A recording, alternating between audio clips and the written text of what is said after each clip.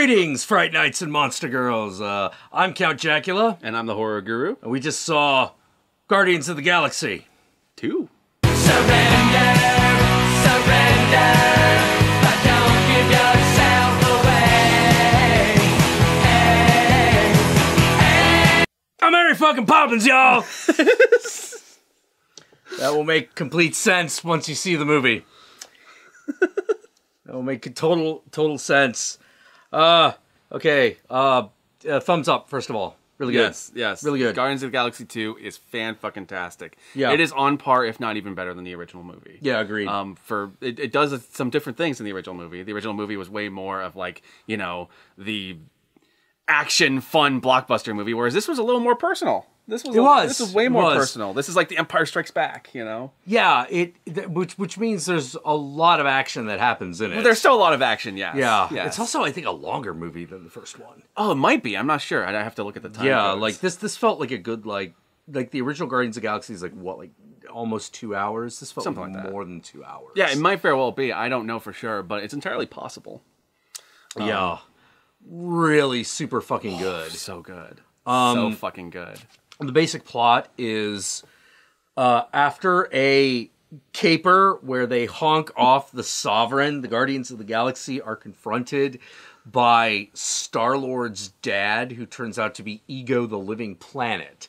Yep. This is a huge departure from any of the other origins of Star-Lord. But given that this is a completely different Star-Lord than we've ever had... Not only are they combining the other two Star-Lords, like two of the Star-Lords together, they're also, like, James Gunn's doing his own little angle on it. Yeah.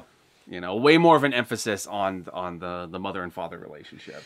Yes. Yeah, much more about Star-Lord's human and non-human parentage. And...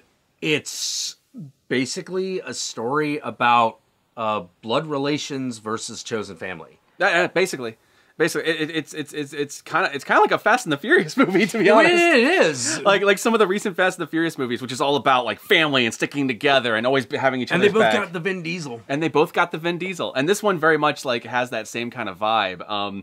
Though James Gunn is just hands down a better filmmaker and a better writer than anyone who's worked on the Fast and the Furious movies. Oh yeah. Despite how good some of those later movies are. Yeah. I love the later Fast and the Furious movies. Like we even saw like Fate of the Furious, yes, which was beautiful and redonkulous. Fate of the Furious is great, you know, and that's not to knock like everyone that's involved in the Fast and the Furious movies, because like oh god no, like James Wan worked on 7 and he's a great director, but James Gunn's on another level. Yeah, he really is. He really is. It's I don't know what else we could really talk about without giving away huge swaths of the plot, because they tell you nothing in those trailers. They tell you absolutely I was glad they didn't, because I didn't know what was going to happen next. No, like there was a couple moments where a scene would start and I was like, okay, so the money shot from the trailer is going to happen at some point in this, but I didn't know the context of it. Yeah. So there was still a whole lot of fun and surprises, even when I knew what the money shot was going to be. And sometimes there were money shots that weren't in the trailers. And oh yeah, like most of the fight sequences that are shown in the trailers actually happen the first 10 minutes. Oh yeah. That was what I was also noticing, was how much of the trailer was just like the first openings of the movie. Yeah. You know, like you get the vibe in the trailer that like he's gonna meet Kurt Russell playing his father like way later in the movie, but it happens right away. It happens really fast. It happens right away within like the first 20 minutes. It's the inciting incident, really. Yeah. You know. So basically, this reveals what Star-Lord's purpose is. Yeah, they reveal everything who Star-Lord actually is, what his origins are, what his quote-unquote purpose is supposed to be, and whether or not he's going to choose this destiny or if he's going to choose his chosen family. His biology versus who he has fought beside for the last... well, I guess 2 movies now. Yeah. One of the things that was actually really surprising is there was a lot of Drax the Destroyer in this movie. Oh, yeah. It's a lot having to do with Drax. They do a ton of stuff with Drax, and I kind of like the evolution of Drax between last movie and this movie. Is that in this movie, he kind of gets it. He kind of gets some of the stuff that Star-Lord does, like the sarcasm and like the euphemisms and the puns and the references to things. He kind of gets it now. Yeah. But he still doesn't quite get it, so he's still slightly off. Yeah. And so it's a different it's a different version of Drax because of that, but you can tell it's an absolute evolution from where he was at the beginning of the first like movie. the thing I really like about the James Gunn's Guardians of the Galaxy is it kept everything that you actually liked about Guardians of the Galaxy and did things with the shit you didn't care about and made you care. And it would also... And that includes Star-Lord, as far as I'm concerned. this is absolutely a sequel that is not a repeat of the first movie, and I like that. No, it's it its is own not. movie. If you're just expecting a repeat of the first movie, no. There are a couple scenes that harken back to scenes from the first movie, but he does play on twists on them. Yeah. Where he does something completely different with it, but it's still its own movie. It is not a beat for beat, like, redo. No, it's not a redo at all. Like, not even close. Like, the only thing that could be said to be redone is the basic 3-act structure. Well, that's it. Yeah, but that's just how movies are done. That's movies. That's any movie. Yeah. Unless you're deliberately trying to go against the 3-act structure, that's almost any movie. Yeah, exactly. And there's no reason to go against that here. A lot of Nebula. Nebula, yes, because... Really go into Nebula and because this Gamora. whole thing's about family and chosen family and stuff like that. Like, Gamora and Nebula basically have their clash comes to a head in this. Yeah. You know, and you figure out whether or not they choose to be sisters or whether they choose to destroy one another, you know. Yeah. Also a lot of Rocket. God, Yes. everyone had something to fucking do in this movie. Yeah, and Rocket Raccoon... I couldn't believe it. Rocket Raccoon, much like Quill, is dealing with family issues because Rocket Raccoon does not feel like he belongs. And Yeah. on top of that, when he does that thing that really broken people sometimes do, where something starts to feel too right, and once it starts to feel too right, you got to self-sabotage it because it's dangerous. If it's correct. It's unfamiliar. If it feels too good, then the knife is going to come out. You're going to get stabbed in the back. So you gotta sabotage it. So he does a lot of that in this movie, and so he has to kind of come to terms with the fact that, oh wait, this thing I've been looking for my whole life, a family, I have one. Yeah. I have one. I wasn't given one as a kid because I was this genetically created monster that the scientists created, and they didn't give a shit about me, and they just experimented on me. So I'm mad at the world, and all I wanted was for people to love me. But people do love me. I just keep pushing them away. Yeah. You know, so he has a little personal journey. So it's very personal for everyone. Yeah. Ironically, even though including Yondu. Yeah.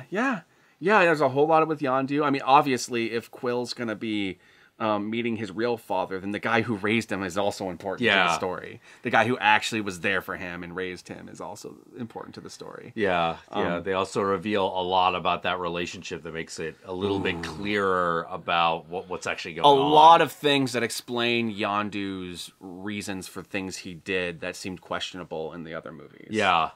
You know, it's like, oh, why didn't Yondu give Peter over to his dad? That seems kind of monstrous. Well, it turns out there's a reason. They might have been more complicated than you think. You know, like why does he constantly, like, you know, threaten Quill and all that stuff? Well, it turns out he just has no idea how to express his own feelings. He can't come to terms keeps with fucking it up. He has the same problem that Rocket Raccoon has, so to speak, you know. So yeah, it's toxic, but that's part, like, they're confronting toxic versions of themselves. And that's what I mean when I say this is a more personal movie. It is. Because every single character has to confront some sort of aspect of themselves and confront something and make a realization about themselves. And it's all centered around this idea of family. Yeah.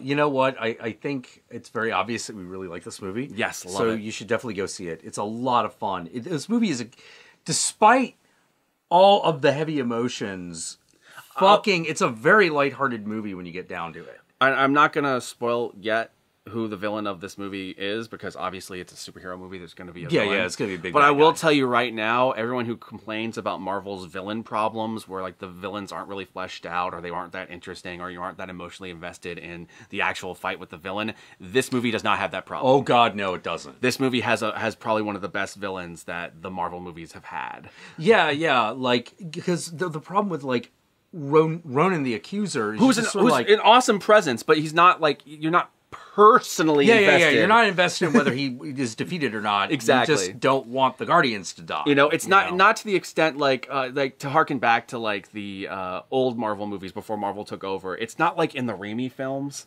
like the Raimi Spider-Man films. No. Where when Spider-Man confronts Green Goblin, like, you care. Yeah, Green Goblin's really personal. You care about that confrontation. It's super personal. You super want Peter Parker to defeat the Green Goblin. You want Norman to be taken down, and you also care about Norman's struggle and what he's going through. Same thing with Doc Ock in the Raimi ones, and to a certain extent, Sandman. Not so much Eddie Brock.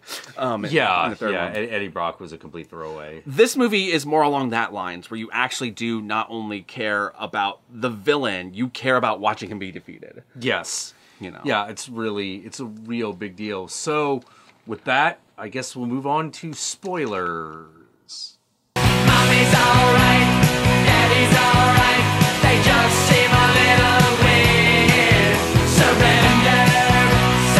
Surrender. All right, so, as we mentioned, Ego the Living Planet is Star-Lord's father. Yep. You find this out very quickly, and they do go all the way with Ego the Living Planet. He isn't just a person who lives on a planet. He is the whole planet. And and the person is just is like a what do you call it? Like an avatar? Yeah. He's like a simulacrum. Yeah. But he is a living one. Homunculus. Homunculus. Whatever you want to call it. Yeah, and the Jesus fucking Christ. Also, Ego the Living Planet is flat out called a Celestial in this movie. Yeah. So this movie does establish 100% that there are still Celestials among us. Yeah, exactly. Like, it's one of those things, like, not even like the Asgardians are the Celestials. For those who don't know, Celestials in the Marvel Universe are basically gods. Yeah. And I'm not talking like the way Thor is a god. Like, in the Marvel Universe, Thor is a god, but he's also treated more like these gods are just another race of people that are more advanced than us. He's a demigod. Whereas the Celestials, these are the ones that have the intergalactic cosmic power, These are the ones that can literally morph entire planets and, like, blow up shit with their mind. Yeah, and even they are not the most powerful things in the Marvel Universe. They're not. The most powerful ones are the Eternals. Yes. And that's shit like death. Yes. Which we don't know whether they're going to bring that in. There's also the Titans. There's a whole bunch of stuff. Yeah. There's a whole bunch of hierarchies of giant things. I forget what was Galactus specifically. Galactus is, oh God, I can't remember. Because I know he was one of those things. Yeah, he is. I think he's I think he's a Titan. He's a Titan. Yeah, like somewhere, like he's not quite Celestial's level. Yeah, but he's like super fucking powerful. And feel free, like any comic nerds, that if we get anything wrong, correct us in the comment section and we'll thank you. Because please do. I haven't been reading comics in a long time, so I'm sure there's shit that I'm getting wrong. Yeah. But he is a Celestial. He is Peter Quill's dad, which makes Peter Quill essentially a demigod, a demi-Celestial. He's not Nova, like a lot of people were suspecting. No. He's not Nova. That was a fan theory, and that is not the case in this. Nor does Peter Quill become Nova because of this Celestial thing. So no, he does not. Which I was kind of glad that they didn't. For a second there, I thought they were doing it. For a second there, when there's a moment where Ego teaches Quill how to harness his power, and he starts having this blue glowing orbs coming out of his hands, and I'm like, oh man, that's kind of like Nova. So maybe he'll go Nova here, but no, they do something completely different with it. Yeah, they really do. It's very much Peter Quill's powers are Earth-based. Yeah, he can create things because his dad's the living planet. So that's another thing. Peter Quill has superpowers in this. Yeah, he does. And they also retroactively explain something that some people complained about in the first movie, where like, oh man, how the fuck did Peter Quill actually survive like being out in that vacuum in space when he saved Gamora? Yeah. And it turns out in this movie he's been immortal this whole time and not realized it. Yeah. So that's why he survived that. Yeah. He is immortal for a couple because his father is Ego the Living Planet. And they even go to further illustrate that point, because at a certain point in the movie there's a huge mutiny on the Ravagers ship. Yeah. That Yondu does, and one of Yondu's subordinates basically takes over the ship from him and takes it from him, and they start throwing all his loyalists out the spacing them. Yeah, they start throwing them out the airlock, and they show you how quickly someone's supposed to die from that, which is like, it's really fast. So the amount of time that Quill spent outside of that thing should have killed him. But it didn't. But that becomes really important, because the reason he is immortal is because of Ego the Living Planet. Yeah, he's connected to Ego the Living Planet's celestial light. Yep. So as long as Ego lives, he has these powers. Yeah. So as long as he lives, he is immortal, and he has superpowers. But the minute Ego dies, that all goes away. You cannot do it anymore. Yeah, and obviously that becomes an issue. Yes. You know, we're in spoiler territory. We're in complete spoiler territory. Yeah. So we can just flat out say that Ego the Living Planet is the villain of this movie. Yeah. Yeah, he is. He's so Kurt Russell's the villain. Yeah, Kurt Russell's the bad guy. Holy fucking crap. That was amazing. Oh, that was great. Yeah, just everything that they did with that. They did every stupid, beautiful, cheesy thing that you were kind of hoping they would do with all of this. Oh, it's so great. Like at the beginning of the movie, they start with a flashback of Ego the Living Planet wooing his mom. Yeah. Peter Quill's mom. And then we cut to the future. They go do the caper, and then they run into Ego, and then Ego takes Quill off, and Quill's not quite sure if he wants to answer this call to action because he doesn't know if the guy's lying, if he's really his dad, or if he is his dad, is he trustworthy? And Gamora's basically just like, well, you never know unless you do it, so you should probably do this. And then they get to the planet, and everything seems too good to be true. There's a point where he teaches him how to use his powers, and he creates a ball because that's all he can think of at the time. And he and Ego start tossing the energy ball back. They play fetch. They play catch. They play catch, yeah. Fetch is what you do with your pets. Okay, catch is what you do with your dad. Okay. That being said, it would have been totally within Ego's character to make him play fetch. Yeah. So everything seems too good to be true. His dad loves him. His dad's constantly talking about how much he loved his mom, but he had to leave because he had to go back to his planet at some point, because otherwise his vessel's just going to disappear. Yeah, his vessel just disintegrates after a while. You know, so he has to go back to his planet and recharge and yada, yada, yada. But then the other shoe drops. Eventually. The other shoe drops. The other shoe drops. Which is that Ego is responsible for killing Peter's mother. Yeah, well, that's the emotional one. Yeah. The big other shoe is that turns out Ego the Living Planet is essentially trying to assimilate all other planets into him. Yeah. So he's planted a seed on every planet he's visited, including Earth, that once he can harness enough power, he will essentially grow that seed into more hymns. Yeah. So it's the standard thing the Ego the Living Planet does, which is destroy other planets. But in this one, rather than just fucking munching on them like fucking Distaff Galactus and shit, he fucking actually has like a plan where he's actually going to absorb the entire universe. Yep, and essentially make the entire universe him. So that he's the only thing that exists. Which feels like a terrible plan for a guy who's complaining about being lonely with existence. Yeah. It seems like at that point you'd want to create, like, more life. Like, maybe more kids than, like... Yeah, exactly. But, like he's Ego the Living Planet. He's kind of disconnected from what we call human. He does not get these human things like emotions, which is... exemplified by the fact that he reveals to Quinn after telling him that his destiny is to help him with his power, harness enough power to take over all the planets that he's planted these seeds on, so that they can take over the universe, and then just the two of them will exist, and that's it. And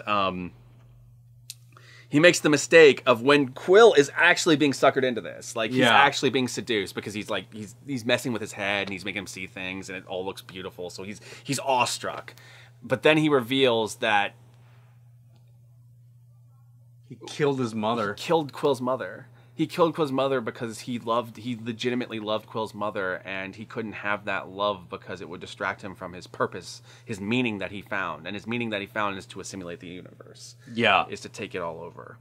And so he planted the tumor in Peter's mom's head that ended up killing her at the beginning of Guardians of the Galaxy. And this was the moment where I almost broke down watching the movie. I was like, oh my fucking God. And the Peter stops, like his eyes like are no longer like awestruck. The power has dissipated in him, and he's all normal Quill. And they do the great vertigo shot of like the background pulling away from him as this revelation has happened. It's like, you did what? I killed your mother. And immediately before he could finish the sentence, Peter just fucking just starts firing on him. I almost cheered in the goddamn theater because I was like, holy fucking shit! Yes, kill that motherfucker!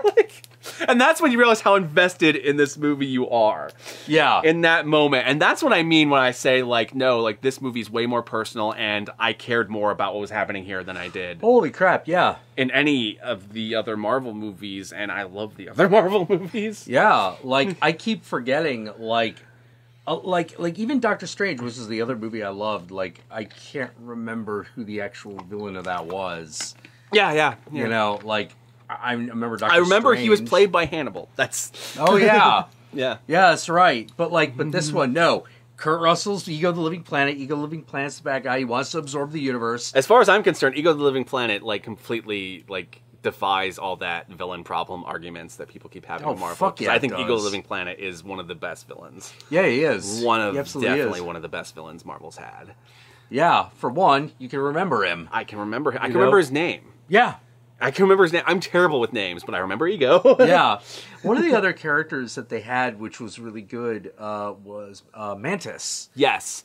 Ego the Living Planet has this character named Mantis that he is basically this little girl that he found on this one planet, and he took her and raised her because she was abandoned. And she's an empath. And so when she touches you, she can not only feel intensely what you're feeling, which is very useful when dealing with stoic characters who don't emote a lot, like Drax. But she can also make you feel the opposite of whatever you're feeling if she needs to. Yeah. So if you're incredibly sad, she can make you feel happy or content. Yeah. And basically, Ego uses her to help himself fall asleep because, of course, he does. Yeah. Of course, he uses this incredible power for this really fucking mundane, stupid thing because he has no idea what these human things called emotions are. Like, with the exception of love, he learned what love is, but even Yeah, still, everything else he doesn't care. you know. And is very obvious that as Drax is kind of Asperger's, Mantis is a little autistic. Yeah, she's a little autistic. She's a little socially awkward. She does not understand the human socialness. Yeah. She knows what emotions are, but she doesn't really know how to fucking properly. She can Communicate feel with other people. people's emotions better than she can recognize her own. To a Yeah. certain extent. Yeah, classic. A really good problem for an empath character to have narratively. Yeah, and it's great. That character is great. She's a great new addition to the Guardians, as far as Yeah. I'm concerned. And that's I suppose that also falls under spoilers. She eventually joins the Guardians. Big spoiler that was a lot of fun is that the original lineup of the Guardians of the Galaxy appear in the movie. And one of them's played by Stallone. Yeah. They threw a nice little nod for old school comic fans in this movie by having all the old Ravagers that Yondu used to be a part of. They all used to be part of this one group of this one small group of Ravagers that used to all roll together, kind of like the Guardians do. Yeah. And they eventually all split off and became the leaders of the various various Ravager factions. And Yondu's been exiled from them. Basically because he trafficked in kids at one point at the behest of Ego, because Ego was essentially hired Yondu out to go Fetch his children. because it turns out Peter wasn't the only kid. He essentially inseminated kids within every planet he went to, so every kind of race he could come across, and just waiting for one that pops up that has his powers. Yep. So that he can essentially do a lot of them. Yeah, it's basically so he can use them as like a extra battery to power boost himself, so he can evolve all the other planets into him from the seeds he planted in them. And Yondu's old Ravager buddies, they're all the original lineup of the original Guardians of the Galaxy from the comics, because the original Guardians of the Galaxy from the comics did not have Star-Lord. It did not have Groot. It did not have Rocket Raccoon. Those are all from the newer versions of the Guardians of the Galaxy. So for old school fans, they gave a nice little nod there and put the original lineup there as the old Ravagers. Yeah. And that was pretty fucking cool. That was a great little Easter egg. Like, if you don't know who they are, then they're just really cool characters that you're saying that you know are going to play a bigger part in the next movie. But if you do know who they are, then you're like, oh shit, like that's an awesome little Easter egg. Yeah. So does Guardians 3 happen before Infinity War starts, or? I do not know. Yeah, I don't know either. I don't know what the lineup is at this point. They did say the Guardians of the Galaxy will return. Yeah. So we're obviously going to be seeing more of them. And they did do a teaser for a Guardians 3 villain at the end of the credits. Yes. Which I believe was technically a Fantastic Four villain, but they're using him for Guardians. Yeah, they're using it for Guardians. it's we're in spoiler territory. It's Adam Warlock. Yes, they teased Adam Warlock at the end of this movie after the credits. So stay after the credits. Yeah, stay after the credits. There's a lot of ending sequences. Oh, yeah, that's another thing. They finally did it. They finally did the fan theory for Stan Lee. Yes! They finally, Holy fucking shit, yes. They finally made him a Watcher, or at least they made him a guy who's talking to the Watchers at some point in this movie. Because there's a sequence where they're like jump starting to different worlds to try to get to the world where Peter and his father are, because Rocket Raccoon and Yondu and Groot get separated from the rest of the group. Well, Yondu technically captures Rocket Raccoon and Groot, but that's besides the point. They're trying to jumpstart to the planet. They're trying to go to hyper jump into the planet where Ego is, and all along the way they're stopping in all these other worlds. And one of the worlds they stop on is the Watcher planet, where all the Watchers are gathering and talking. And Stan Lee is sitting there just telling him the story. And he's like, and then there was this one time I was a maitre d' and I was a pizza man. Pizza man at one point. And he's basically like iterating the various incarnations of Stan Lee throughout all the Marvel movies. And I think that also includes the ones that Marvel didn't make themselves. Yeah. But they're obviously not going to like show that, but they can mention it. Yeah. And he's literally talking to the Watchers. Yes. And you're just sort of like, thank you. Yeah. Thank you. So that fan theory that Stan Lee's been a Watcher this whole time, and he's been watching over the various Marvel universes, the Sony one, the Marvel one, the Fox one. Like, yes. He has been. Yes. He has been. Guardians of the Galaxy confirmed it. Yeah, which I was like... Also, Howard the Duck shows up again in a small little He cameo. does! Howard the Duck shows up. He's got one line. You know, what you go duck? Hey, you got all the luck. Yes. So yeah, there's a ton of little fun Easter eggs throughout this. It's great. Really good. I fucking love... I don't know why. I'm like, I am loving Snow Whorehouse Planet. Oh god, that was great. Yeah. And they're robot horrors. Yeah, robot horrors. That was pretty awesome. That was pretty great. There's this whole part where the Ravager, where Yondu meets his old Ravager friends, who and that's where we find out that he was been exiled from the rest of the Ravagers for essentially what he did to Peter. Yeah, because like apparently the Ravagers got like one rule, which is we don't traffic in children. Yeah, it's very obvious. Anything else? They have some sort of code, but that's one of their big rules: is we don't traffic in children. Children are off limits. Yondu broke that when he worked with Ego, so he's been exiled. Which is also a part of Yondu's arc, is essentially redeeming himself in the eyes of his old buddies. Yep. Once again, very personal. Yeah. Very, very fucking personal. It's really hard. Man, the thing I love about this movie is that it's just really good. It's so fucking good. Yeah. This is a perfect fucking movie. Yeah, I don't really have any complaints. Like from start to finish, this is amazing.